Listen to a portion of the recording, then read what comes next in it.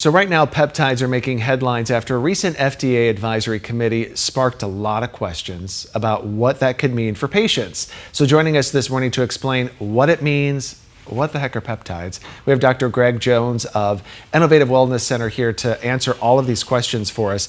So first off, there's a little bit of confusion over what the FDA said, what they did.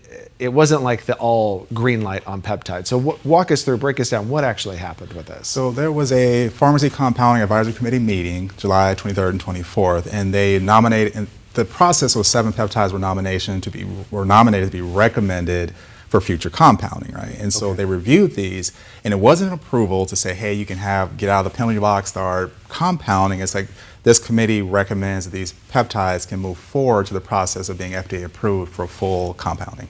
So not full then, just to be clear, not full FDA approval on this. Right, it's the first step. Okay. It's a recommendation.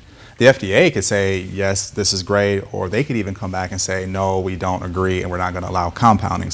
But it's a huge first step. It's a first step that hasn't happened yet. So what is a peptide and how it's like all the rage? You look at Instagram, TikTok, everybody's talking about peptides. Right.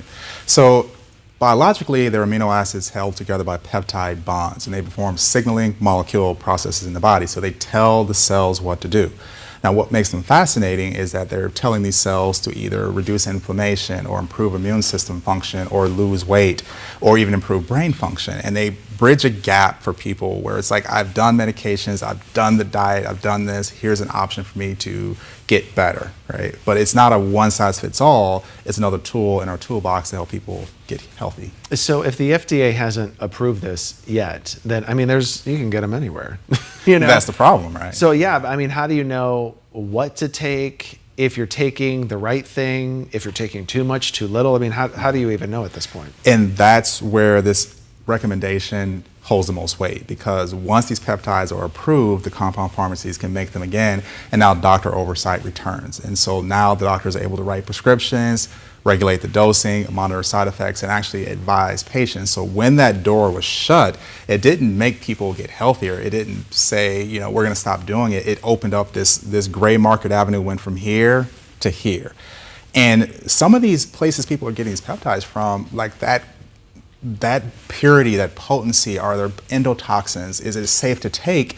That's where it gets murky. Because some of them are doing great and some are doing really bad work for people. I guess when you start taking a peptide, how normally fast does it work? I mean, do you even know at this point? Do the scientists know? It's person by person, right? Okay. And so some people may feel better right away. Some people, it may take a few weeks. It may take a couple of months.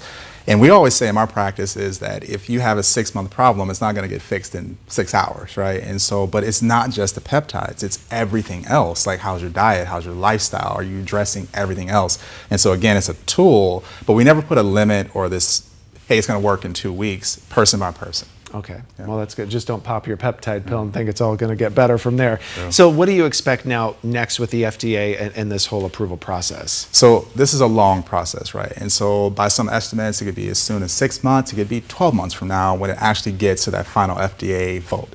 So we're not sure about that timeline, but again, this is that first gate that was never open. But I would not expect peptides to return to compounding like tomorrow. And that's the biggest thing. We all were happy, we were celebrating, but it wasn't a green light for us to have that access and availability with the compound pharmacies. Well, I'm sure we're going to have to talk to you again about peptides.